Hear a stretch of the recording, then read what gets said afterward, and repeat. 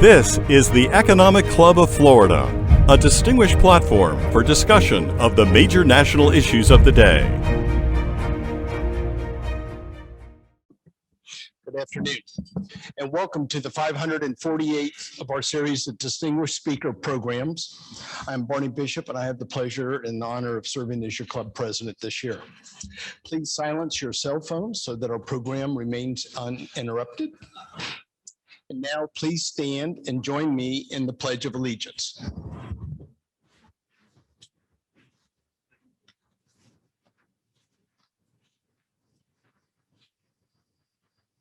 I pledge allegiance to the flag of the United States of America and to the republic for which it stands, one nation, under God, indivisible, with liberty and justice for all. Thank you. You may be seated.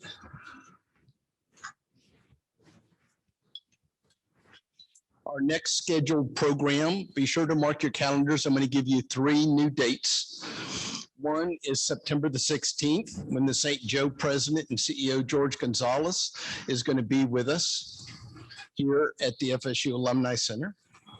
Second will be Friday, October 1st, when we welcome the Honorable Bill Nelson, who's the administrator at NASA. During this meeting, we'll also be presenting the Honorable Bill Gunner.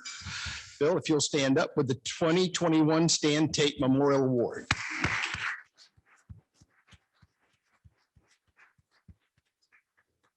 Which is only be given to 7 other members in our 44-year club history, including, I see Glenn Robertson is here. Glenn, would you stand up? Yeah. What's up?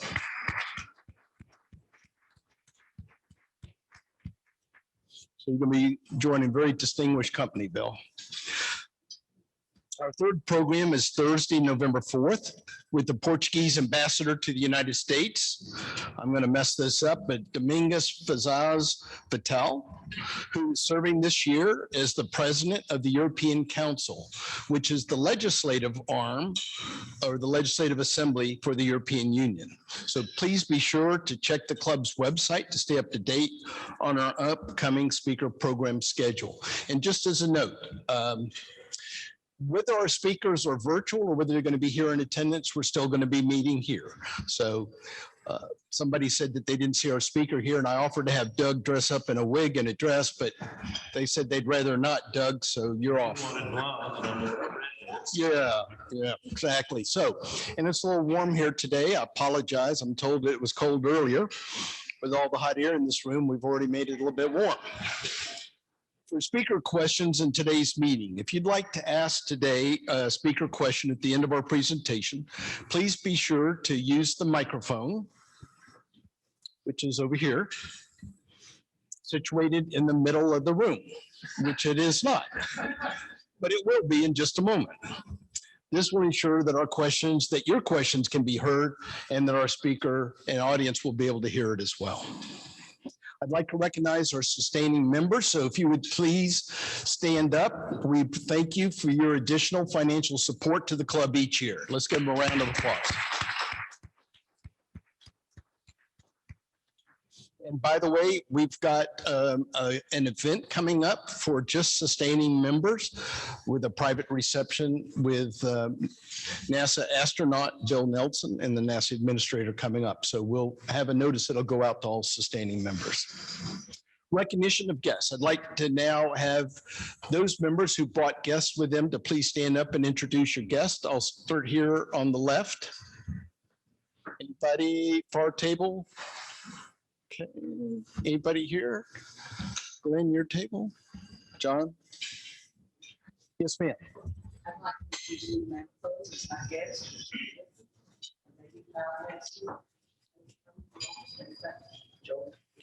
Great, well, good, thank you.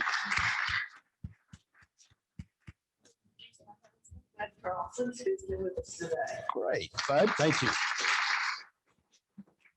Well, we appreciate both of you coming today. We'll try to keep you awake and think you'll have a good time. Any other guests? Okay. Now I'd like to introduce the head table, so please hold your applause until I introduce the entire table. Beginning on my far right, which is your left, Bill Phelan, who is a returning new member, is retired after 28 years as the president and CEO of the powerful Florida Healthcare Association, the association that represents for-profit and not-for-profit nursing homes. He also served as national president of the American Society of Healthcare Association Executives in Washington, D.C., and he's a former president of the Florida Society of Association Executives. He's a proud graduate of Florida State University. He tells me he's also a member of the Fellowship of Christian Athletes. And, you know, unfortunately, we've lost legendary coach Bobby Bowden, and any opportunities to contribute to the Fellowship of Christian Athletes is very much appreciated. That is literally all that I could find out about Bill, although I've known him for over 20 years. He voluntarily wouldn't tell me anything else, but he's bigger than I am, so I'm going to leave it at that. Next to him is Jim Brainerd. On the other hand, Jim provided me with his entire life history, including his birth weight. He is retired from lobbying the legislature for 43 years with a number of associations, including most recently, the Florida Association of Insurance Agents, another very influential association at the Capitol. He served our country in the United States Marine Corps. And Jim, thank you for your service to our country. And his public service is extensive, so I'm going to cut it down a little bit. He's a former president of the Florida Society of Association Executives. He serves on the board of the Florida Historical Capital Association. He's a graduate of Tallahassee Community College. And Mr. President, he was honored as a distinguished alumni. He is a double Seminole, having received his bachelor's degree and his law degree from Florida State University. Next to him, immediately to my right, your left, is Alex Milton. He's a senior vice president, a commercial banker at Ameris Bank. He began his banking career 18 years ago while attending Mercer University in Macon, Georgia. After working in multiple markets throughout Florida and Georgia, he is very pleased to be back in Tallahassee, which is near to his hometown of Thomasville, Georgia. He and his wife have an 8-year-old son. He enjoys a variety of outdoor activities. We don't know his wife's name nor his son's name, but I'll let you know when we find out. On my far left, which is your right, is Sheriff David Harvey.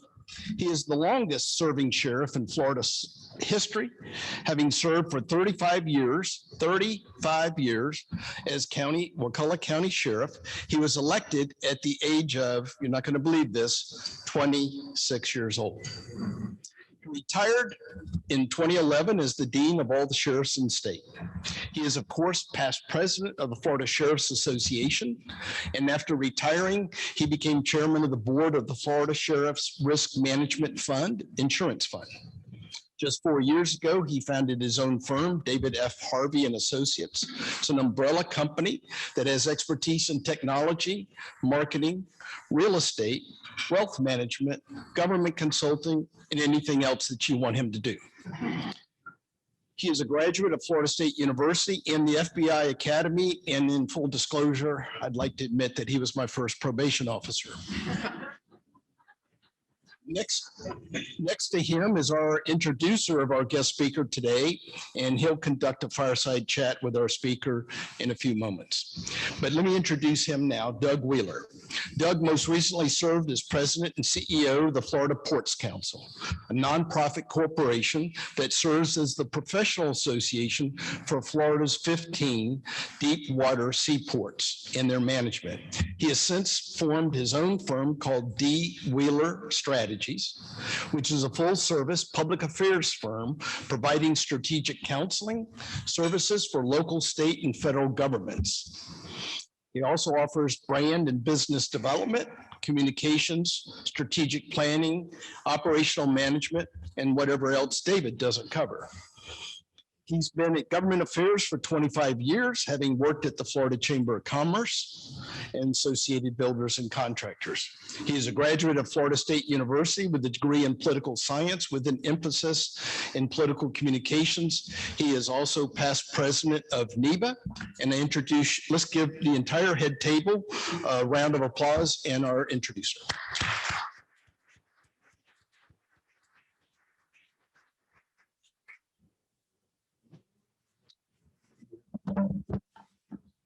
introduction here.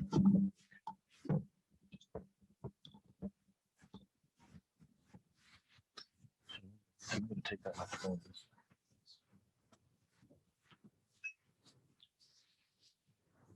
Thank you very much, Barney. Well, it feels really good in here, I'll tell you what. Pardon the handkerchief, but I'm glad I have it, to be honest with you. Well, it's a pleasure to be here today amongst a lot of my colleagues and my fellow ECF members. As you can see, our guest is not able to join us today, unfortunately. This is, well, she's joining us. She's just going to be joining us via that big television screen, which personally makes a fireside chat in that chair all by myself a little awkward, but that's where we're at. So anyway, Lisa Lutoff-Perlo, Lisa Lutoff-Perlo, one of the few American women who is a current CEO of a multi-billion-dollar company. She's literally a trailblazer in the global hospitality industry. That includes both the marine side as well as the hotel side. She is a recognized driving force behind transforming and really redefining today's what they call new luxury cruise experience. She is an expertise in building demand, unparalleled brand vision, and award-winning guest service. Celebrity, no doubt, has one of the best reputations in the industry, and a real innate ability to put together high-performing, culturally inclusive teams that reach a high level of success. She took the helm as president and CEO of Celebrity Cruise Lines. That's a Royal Caribbean cruise line company in 2014, and truly led that company through an unprecedented era of growth. They have introduced under her leadership a new series of vessels known as the Edge, and we're going to be talking a little bit about that vessel shortly. She's helped that company achieve historic levels of guest satisfaction, and they've won hundreds of top industries awards, both for innovation as well as service. She's on the board of directors of AutoNation, a Fortune 500 company, which I think last I checked was up about a point today at about 118. Since we're at the Economic Club of Florida. I'm sure everybody's familiar with AutoNation, but she also lends her expertise to a lot of nonprofit groups, including the United Way of Broward County, the Best Buddies Global Board of Directors, and Nova Southeastern's Center for Innovation. She's been with this company for 35 years, which I think even still today is something that we're seeing less and less of. She has progressed through the company with success in areas of sales, marketing, and operations, sort of increased oversight and responsibility as she moved along through that career.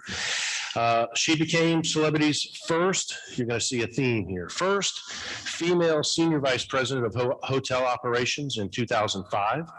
In 2012, she was named the executive vice president for operations for Royal Caribbean, the first woman to hold both the hotel and marine operation responsibilities. A short 2 years later, she was appointed to the first woman CEO of any brand in Royal Corporation. She's known as a bold and strategic innovator with an unwavering commitment to excellence and results.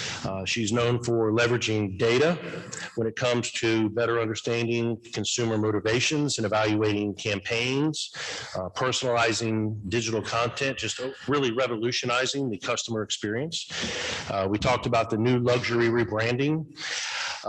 She's also has a personal component, which we're going to talk about as well. This is a 200-year-old industry. In 2015, she appointed the first American woman as a captain of a Celebrity cruise ship, and ultimately increased Celebrity's percentage of women on the bridge, from 3% to 27%. The industry average is 2%. She's won numerous awards from the hotel industry, the travel industry. She's won an honorary doctorate from Nova Southeastern, although earned probably not one.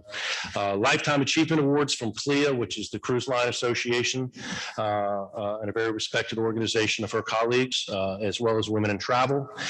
She's also a recipient of the very prestigious Eleanor Roosevelt Center Val Kill Medal of Honor, which acknowledges her far-reaching influence to make the world a better place.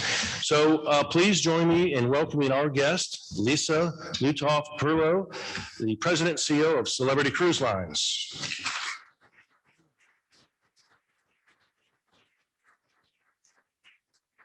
Welcome, Lisa. I wish you were here joining, but here personally with us, but I know you have some logistical issues. But thanks for joining. I know the audience is eager to learn more about you and Celebrity Cruise Lines and the resumption of cruising, where we'll talk about from an industry that's just so vital to Florida's economic health. So I'm going to move over to my fireside chat chair by myself over there. And while I do that, maybe give you a minute to just say, make some welcoming comments before, opening comments before we get to the questions. Sure. Thank you. It's so nice to be with all of you today, even though virtually. I know many of us are used to that by now, but it's still not ideal. And I really appreciate being asked to speak today. I'm sorry I couldn't be there with you in person. I will do my absolute best to make this fireside chat as wonderful and intimate as possible, even though I'm not there in person. So, and I'm honored to be among this illustrious group, and I'm sorry you're all sweating. I see that it's warm in there, and so hopefully this will be interesting and it will get your mind off of that. None more than me. I'm gonna need another hit. Well, Lisa, it's great. It's great that you could join us, and logistically, challenges or not, it's great that you could join us today. And I know we're looking forward to a great discussion. So why don't we get started? Just tell us a little bit about Celebrity Cruises, right? The brand, because I know that is so key, perhaps more to this than some of the other cruise lines, that Celebrity's brand. Who are your customers? Why? And then maybe tell us a little bit what makes Celebrity different from the other cruise lines, including even some of the other Royal lines and the parent company. Well, thank you for the question. I'll try to do it justice, and I'm not sure if there are any cruisers in the crowd or celebrity cruisers, but I certainly hope at some point in time you will give our industry and certainly our brand a try. You know, Celebrity has, over the last 7 years, we've really worked hard to carve out a nice niche for ourselves. It's called New Luxury. We really straddle, we're slightly underneath ultra luxury, which are very small ships, but also a nice step above premium cruise lines that some of you might know out there. We've taken an approach that we focus on 5 things that we believe are very important to our guests around the beautiful design of our ships. They're like boutique hotels, and we hire world-class and world-renowned designers, and we might talk a little bit about that as we talk about the Edge series. Culinary, we are the culinary brand. We're highly awarded for that. We've won more Wine Spectator awards than anybody else in the industry, and we're the first to win certain awards from them for best of, which they really don't give to the cruise industry. Where we go is really important to our guests, but also how we take them into the places that we visit and engage with the local communities and make them better for having been there versus just bringing our guests in and dropping them off and then taking them away. Service, again, is really at the top of the list of everything that we provide. We're the first cruise line to be verified for luxury, if you will, by Forbes, and that's a really important distinction. And to your point earlier through that really lovely introduction, thank you. We also build our brand on a foundation of purpose, and we try to make the world a better place while we're also offering these great modern and new luxury vacations. Our target, our affluent customers, we primarily focus on the Boomer and Gen X markets. We do a lot of segmentation and data gathering around those 2 markets, and we've really built our brand in a lovely and strong way over the last few years. And before this terrible pandemic that affected the entire planet happened, we had achieved some pretty transformational financial results, and I'm looking forward to reinvigorating that in the very near future.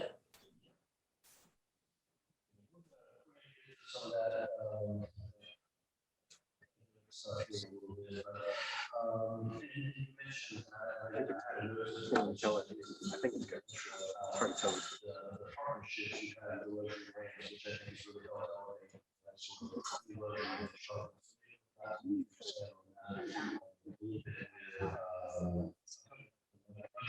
partnerships as well done. Right. Maybe along and expand on that a little bit. So, okay, so you kind of give us a background on celebrity. Did you hear me okay, Lisa? I'm sorry, I'm having a really hard time hearing you. I'm sorry. Mic is working. How about, is it any better? Can you hear me any better now? I can hear you better now. Thank you. Let's just keep trying that. So we're just going to move on to this. So we know a little bit about celebrity cruise lines. Appreciate you sharing that with us. Let's talk a little bit about, just so we can kind of set the stage, you can talk a little bit about yourself. Very, I mean, it's an impressive career, progression that you had. So talk a little bit about your career, this long, impressive career, and what has traditionally been a man-dominated industry. And so a little bit about how you ended up where you are, and then maybe some highlights from along the journey. It's as you described, as you were doing that lovely introduction, it's been a very long and winding road, and a wonderful career, probably one I never imagined 36 years ago. And I started selling door to door as a district sales manager up in New England, where I'm from, and took my first promotion moving down to Florida back in 1989. And then, progressively worked through sales and then marketing and then operations. And I've also been back and forth between the brands a couple of times. And throughout that journey, I know there's a lot of talk about the fact that I was the first woman to be in the C-suite of our company and run one of our brands. And that is a really lovely distinction. I never thought much about it along the way as a woman, especially when you come from a sales and marketing background, you really don't think about gender at all. But I do, I do acknowledge that when I came into operations, I think it was 2005, for the first time, it was a culture shock. And I understood how male dominated our industry was, but not only just male dominated, because I work with amazing men every single day. And the majority of people that I work with every day are still men. And they're fabulous and wonderful men. But these, the men that I was working with at the time were not very progressive and not very focused on gender equality.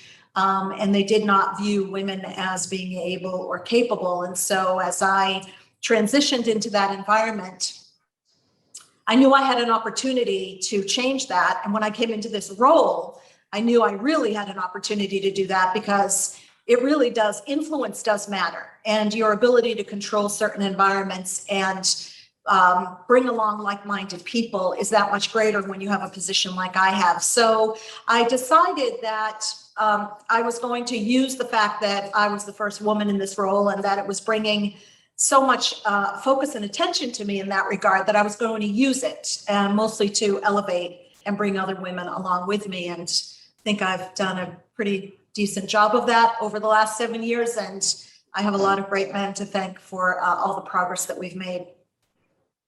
That's great. We're going to drill a little bit into some of the work relative to, I think the stat I used was from 3 to 27% in terms of women in all creation, just in the corporation, just your employee. So we'll get into that a little bit as well. Okay, so this is a pandemic, right? No sale order, shut down, literally, nothing is happening in the cruise industry. Give us some insight into guiding celebrity through what has been just an unprecedented challenge. If we want to talk a little bit about some of the finance side of that, but also let's talk some about how it's affected some of the company's employees, whether that's the folks that work for on land, or those that are at sea as well, which come from all over the world, by the way. So share some of your thoughts on that. Okay. Wow, that's a lot. And I reflect quite often on the last 16 months, as you can all imagine. It has been an unprecedented time for the world. It's been an unprecedented time for our country. It's been an unprecedented time for our industry. Throughout my career, I never thought our industry would shut down and certainly never because of a global pandemic. But that's, you know, sort of where we found ourselves 16 months ago. And as we thought about how to come back, first of all, we had to think about how to shut down, get all of our guests and our crew home. That took months.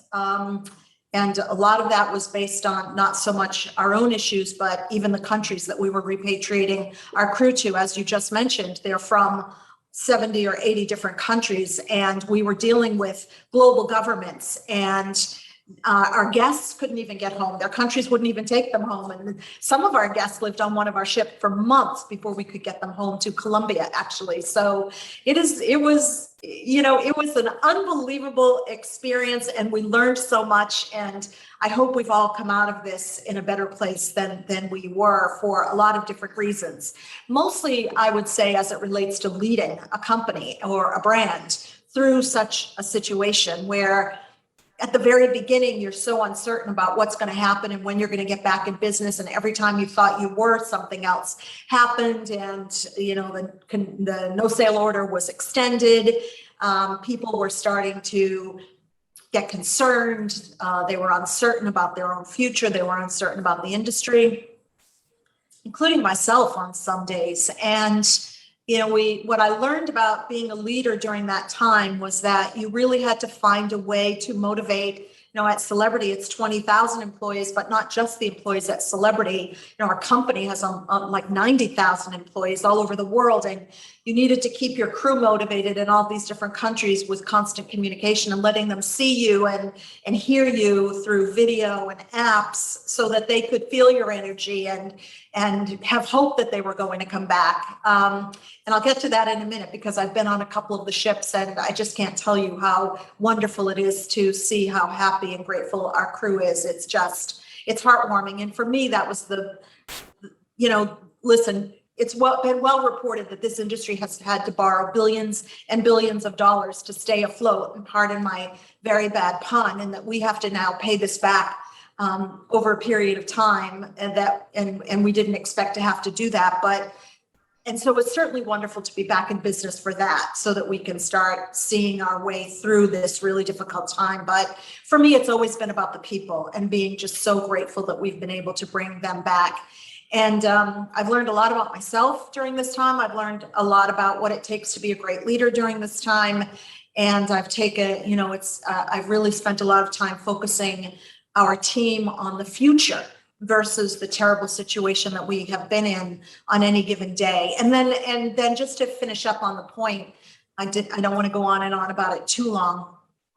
I think our company did all the right things, not only in terms of how we took care of our guests and our crew, but also how we thought about coming back into service and putting together this healthy sale panel and working with experts in the field about what are the things we should be thinking about, so that we actually can get back into service, and work closely with the CDC to ensure that our environment was safe and healthy, and just continue to maniacally focus on that. I think it was the reason that we have been able to come back, and to be able to come back so successfully, and also in many cases for Celebrity to be the first to come back. And so I would say that just like every other thing our company has done in the 36 years that I've been with this company, we've gone above and beyond, and we have led the industry in a way that has made it possible to finally be back in business, which I have to say feels really good.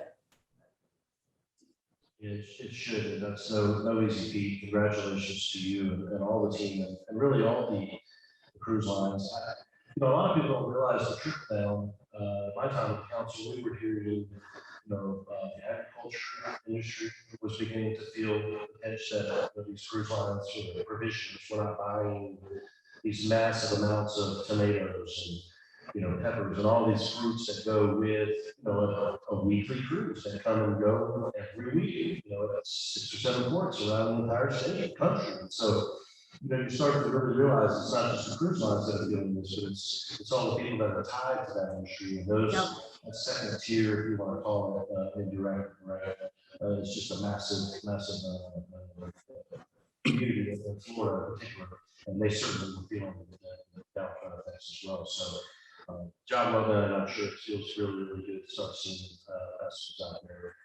Cruising around. If you don't mind, if I could address that for a moment, because you're absolutely right. The downstream impact of our industry being out of business, all of our friends in the ports who have supported us over time, whether it's the port directors or the port offices, and seeing their revenues impacted so significantly. The stevedores, they're so happy to be back to work. Our guests are so happy to be cruising again, and they're talking to the folks that have been out of work for so long, asking them, what does it feel like to finally be back to work? And the tears. I mean, everybody's crying. The stevedores are crying, the captains are crying, the guests are crying, the crew is crying. It's been, and all of our suppliers who provision our ships, it's really been hard. And this industry was hit terribly hard. The state was hit terribly hard. And the economic impact of Florida was significant. And we're just glad that it's finally on its way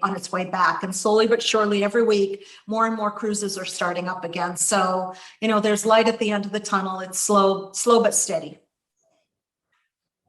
Our members may have seen last week, the governor was able to award some federal stimulus money to several of our seaports as sort of a revenue replacement or supplement some revenue losses. So that's certainly a big boost. And then, of course, now that we have the vessels sailing again, of course, also really excited. So, look, there's still a lot of uncertainties, probably endless scenarios of, what if, and what if this, and what if that. But I know we have cruisers in the audience. Let's take a good bit of time. Let's really, because I want. It's so key that when I read a post that said cruisers are going to cruise, right? So we know that the people that cruise, they're ready. They want to cruise, they love it, but they need to be assured. And then that huge market that's not going to cruise right now needs to begin this, hey, come experience this, but come experience it safely. So take some time to walk through some of the protocols that we're going to see relative to boarding. I know there's new queuing processes, reboarding after excursions, testing, proof of vaccination requirements, which I know is a little tricky issue right now, but cleaning processes, right? I'm assured buffets will exist, you just won't serve yourself. Right, so if you want 16 pieces of bacon, you got to ask for 16 pieces of bacon, but you can still have it. So spend some time, and then I'm going to close with that. Take some time, and then I also want to get to the point that I think a lot of people are curious about. So I'm on a cruise. We've set sail on day 2. Somebody on the ship tests positive for the COVID virus. What happens to that person, and how does might that affect the rest of the passengers? So I know that's a lot, but let's take some time, take the time, let's see if we can't get through some of this and assure people that cruising is safe right now. Oh, wow. You really do load me up, don't you? But that's okay. All right. Let me try to wrap my head around that and start and end where I hope it makes sense. So yes, when this first happened, we were very concerned that the first time cruise market was going to take forever to get back. And we, as you can imagine, we do take a lot of time and spend a lot of energy gauging consumer sentiment, how they're feeling at any given time about anything.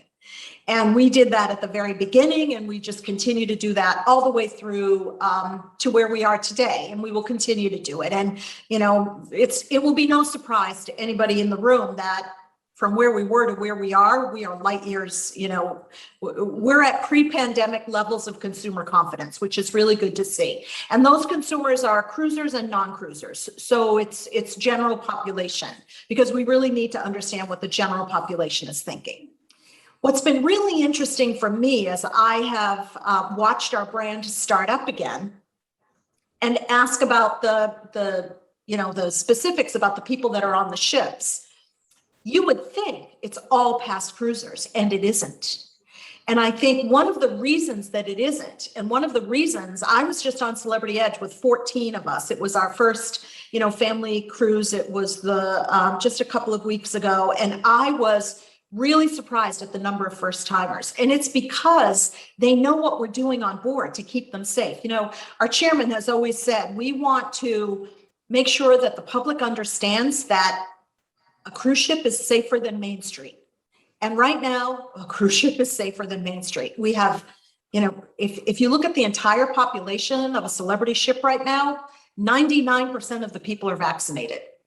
100% of our crew are vaccinated, and no less than 95% of our guests are vaccinated. That is how we're operating, and that's how we will continue to operate.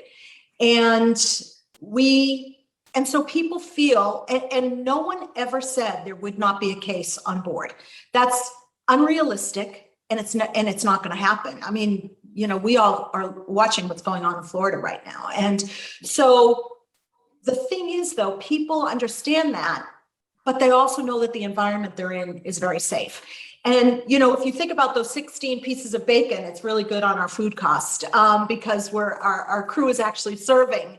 And so they'll give 3 or 4, but not 16. And so maybe that will help us on the cost side. But, you know, it's for us at Celebrity, it's lovely because, you know, we're always serving our guests. And so it's probably a nicer experience to be served versus serving yourself. And so while there are a few of those nuances, the experience is a wonderful experience on Celebrity because of the very high vaccination rate. And again, we're working in conjunction with CDC. We're voluntarily following all of their recommendations, and the guests do not have to wear masks, so their experience is not compromised.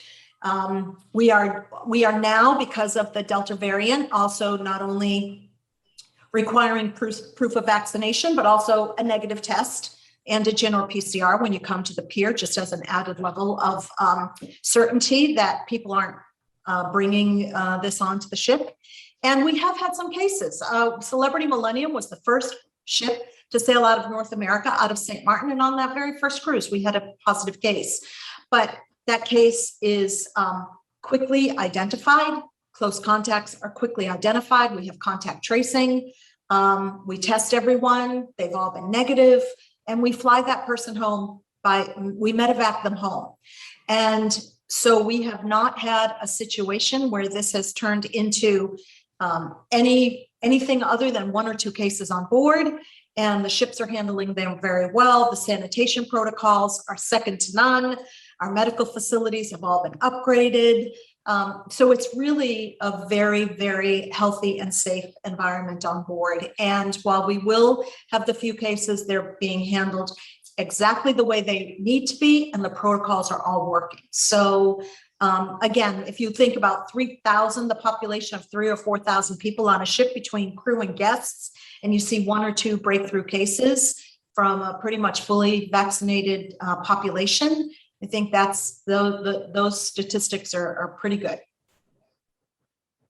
So correct me if I'm wrong. So as they make, disembark and embark from excursions, they're not being retested as they reboard the vessel, or they are. If they get off to go to, you know, into the town for the day, and now they're coming back, sailing out tonight, is it because they've already produced a negative test and been vaccinated that they're not required to take another test, or would they be tested again before they can report? So you do not, if you're sailing out of a US port with 95% or greater vaccination rate of your guests, you are not required to test people before they get on the ship, or before they get off the ship, or when they get on or off in a port of call. We have chosen, again, to go above and beyond compliance, if you will, or recommendations, just to continue to provide the safest environment possible. We have asked our guests, based on the Delta variant, to please also not only come with proof of vaccination, but also a negative PCR or antigen test. And that is the only test that will happen on the cruise for that guest out of a US port. It's different if guests are flying to Athens, for example, to board our Celebrity Apex. Greece requires a negative PCR test, and we do test our guests before they get off the ship 48 hours in advance so that they can fly home because it is still required to fly home to have a negative test. And the same for St. Martin. So it really depends on where you're going. So as you can imagine, as I'm talking through all of this and you're sitting in the audience, you're thinking, holy crap, that's a lot to keep track of. That's a lot to enforce. Those are a lot of protocols, and they vary wherever you are in the world. So we are navigating, again, I'm sorry for the very bad pun, a lot right now, but it's still, it's really still worth it. We're able to provide people much needed vacations. There's a lot of pent up demand out there, and it's really helping us get back into service in a really big way for 2022 to be starting up and having this much success all over the world. It's great to see the amount of business is really, really strong on that. So it's great. So let's keep our fingers crossed, and let's hope that these protocols in place that you briefly mentioned, I forget the name, but I know that Royal put together a team of doctors and health experts and hospitality experts to kind of come up with. Yep. So we'll hope that these new protocols based in science and medicine and so forth will prove to be effective. Okay, so moving on a little bit, I do want to give you a chance to just talk about why, and you hit on it a little bit, but you have really made it part of one of your priorities, I guess, not only from the female sector, just getting more women in the business, and clearly celebrity is leading that front. And I think Q, I think her name is Story's a great story. Can you hear me? A little bit, yeah. I'm sorry. It's can you? I don't know if maybe you put it closer, Doug? Right. Okay. Yeah. So I'm just trying to give a little more opportunity to expand on, why you as a professional have felt so compelled to not only make sure that you're being inclusive of women and their role in this industry, but you focus a lot on cultural inclusivity and gender equality issues, and making sure that the culture that you create is inclusive and supportive. And so talk a little bit about why that's so important to you, and talk about some of those successes. Thank you for that question. It is important to me for a lot of different reasons. Diversity and inclusion in general are really important to me. I talked a little bit about the gender side of when I came into operations, but what I also have really appreciated about our industry, especially leading the operation and leading so many different people from so many different parts of the world, I grew up this way, believing in equality and believing in diversity and believing in inclusion. But it really hit home for me in our industry when I look at 80 cultures on our ships coming from different parts of the world. They are different colors, they are different genders, they have different sexual orientations, they have different religious beliefs. And they come onto these ships as strangers, and they very quickly become family, and they're taking care of each other, and they're taking care of our guests. And I thought, I think the world could learn a lot from cruise ships in that regard as well. But I also gained a whole new appreciation for that. And I also gained an appreciation for the fact that there were so very few women in positions of influence and leadership on board our ships. And so as I thought about how to ensure that our brand, not only for the consumers, was a very welcoming place, so that guests who were booking vacations knew that they would be comfortable and respected on a celebrity cruise. And so that's certainly part of our platform and something that I stand for and our brand stands for. And, we're not shy about talking about that. And when I was on Celebrity Edge, I think it hit me for the first time how really diverse our guest mix was. And it was just a beautiful thing to see. In terms of gender equality, I'll give you just a couple of quick examples. You talked about it in the introduction. When I was first appointed to this position in December of 2014, one of the things that I knew it was really important for me to do as the first woman and CEO in our company for one of our brands was to find a woman for a captain. And it's not easy. I know we talk about those percentages, and maybe for the audience to think about 2%, that's horrifying.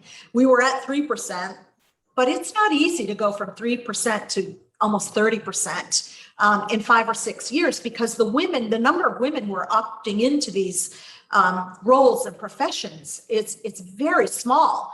You know, if you look at the maritime universities and the engineering schools, you still have very few women in them.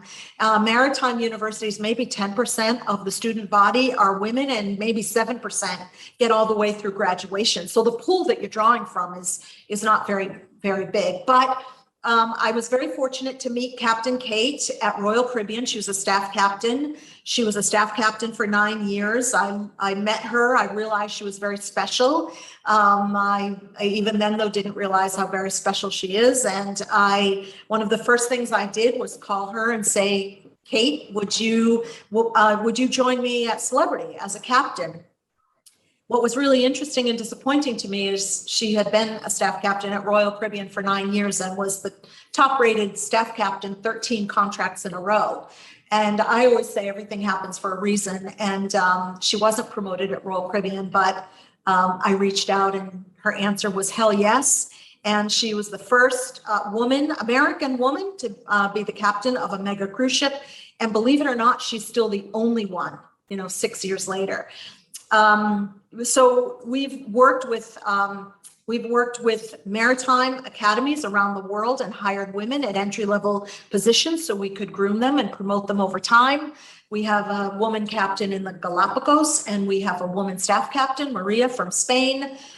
We have women from all over the world on our bridges now, and on any given ship at any given time, 30% of the bridge team are women. And two other very quick stories on that. I was doing a leadership talk for the Mandela Fellows at FIU in July of 2016. I was asked to speak. This was a program, I think 1,000 students out of 40,000 applicants were admitted to the program. They went to different universities around the country. I spoke at FIU and I met a young woman named Nicolene, young woman from Africa. And she had her master's degree. She had worked on cargo ships. She was a professor at the Ghana Maritime Academy, and she stood up and gave me a very long and very sad story about her dream of working on a cruise ship. And every time she expressed her dream to any of the men that she worked with, they told her it was never going to happen. You need to go home and get married and have babies. And oh, by the way, women are bad luck on ships. And so she asked me at that time if I could help her. And so, of course, I'm tearing up a little, and she was crying. And I said, let me see what I can do. And the 40 students that were there stood up, standing ovation. And I went back to the office and I talked to Patrick, our Swedish head of Marine. And I said, Patrick, you need to help me hire Nicolene. And he said, okay, Lisa. And he went to work doing that. And he went and found Nicolene. I had all of her information. He came back to me about a week later and said, bad news. I said, what? And he said, Ghana is not recognized by the International Maritime Organization. The industry cannot hire cadets from Ghana. And oh, by the way, Malta, our flag state, also has not recognized. So for 1 year, I said, well, Patrick, we're just going to have to fix that. And so he said, okay, I'll do that. And 1 year later, 1 year and 1 month, August of 2017, I greeted Nicolene on the bridge of Celebrity Equinox. Patrick had finally petitioned and got the IMO to recognize the Ghana Maritime Academy. Our flag state recognized the Ghana Maritime Academy. So one of my proudest days was when I saw 5 young Black women kneeling in front of the Ghana Maritime Academy sign with a celebrity flag.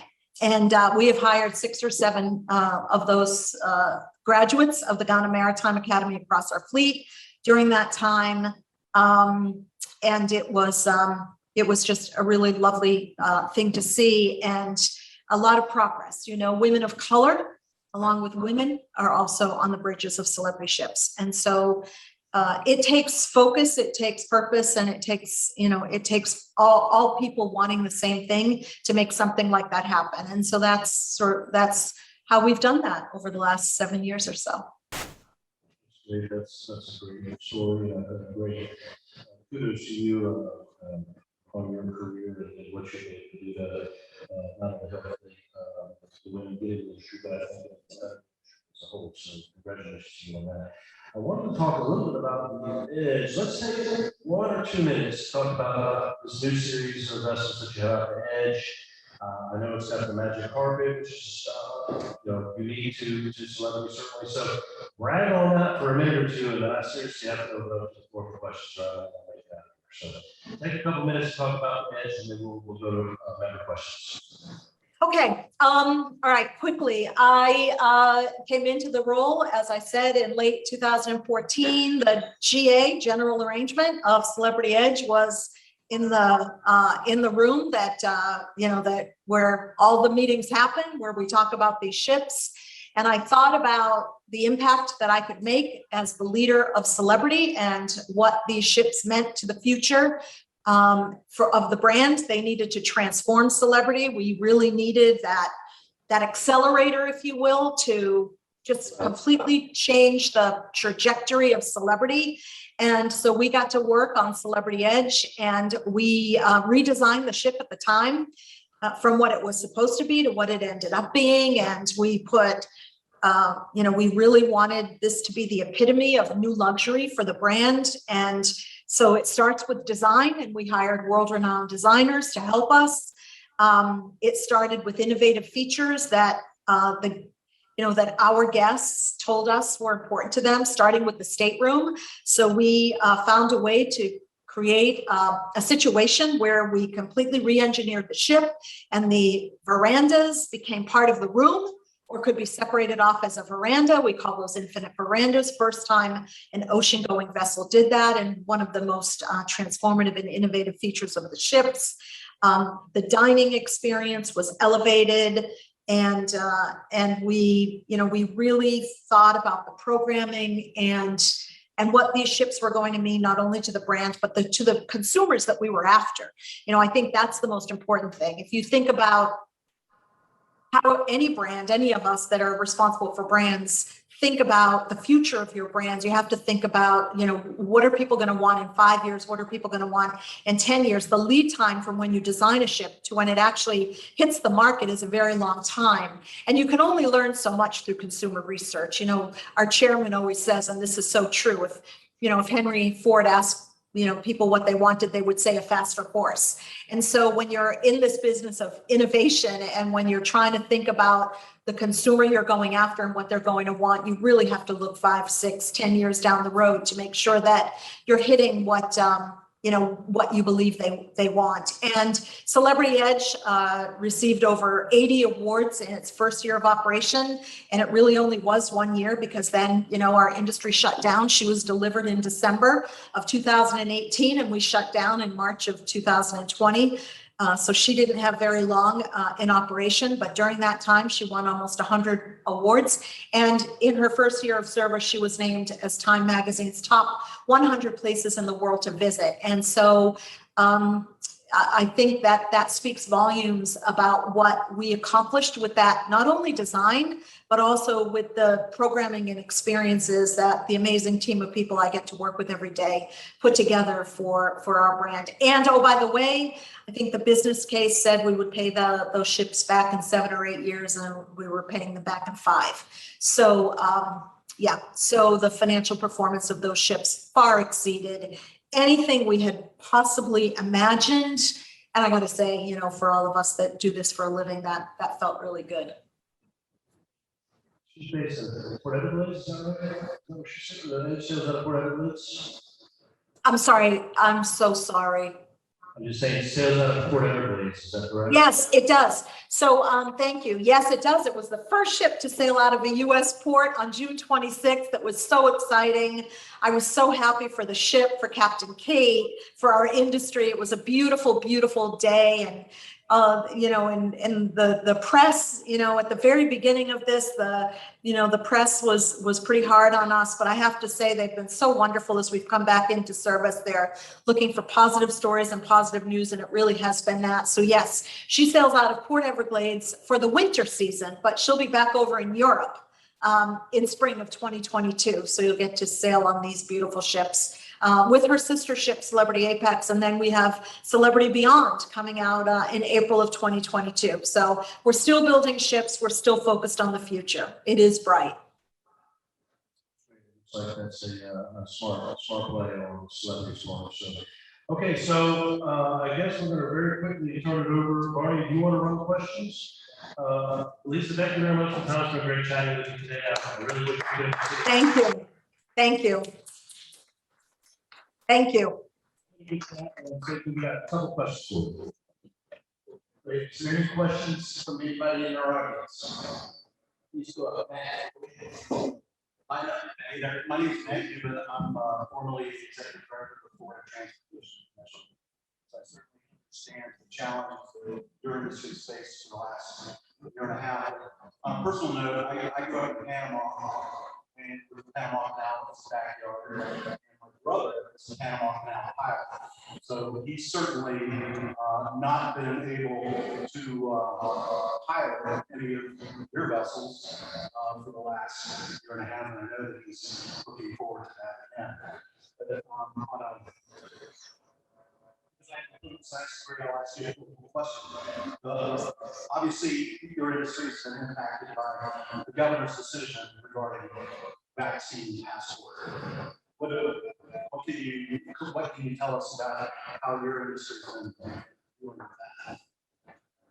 Thank you. So I knew that I was going to get that question, and I still showed up today.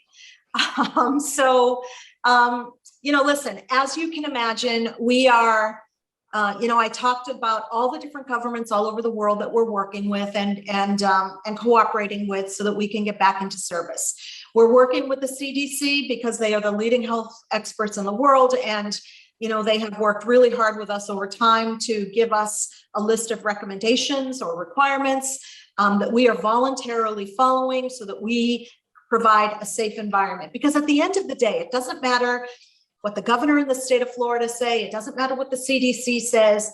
Our business depends on operating in a safe and healthy environment so that the school of public opinion wants to cruise. I mean, we need consumers to want to cruise, but we are also working within the parameters right now of the state of Florida.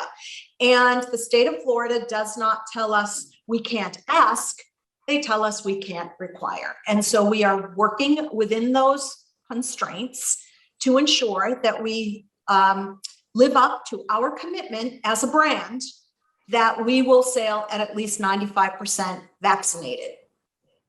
And in working with the governor's office, we have implemented different protocols for non-vaccinated guests.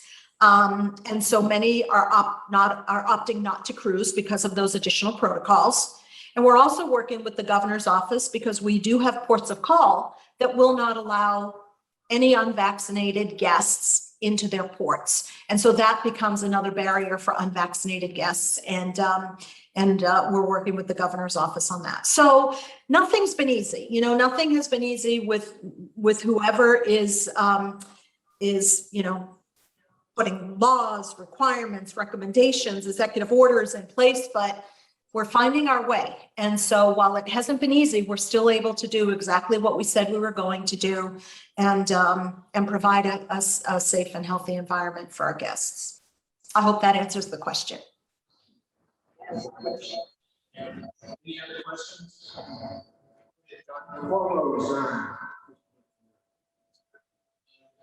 Questions?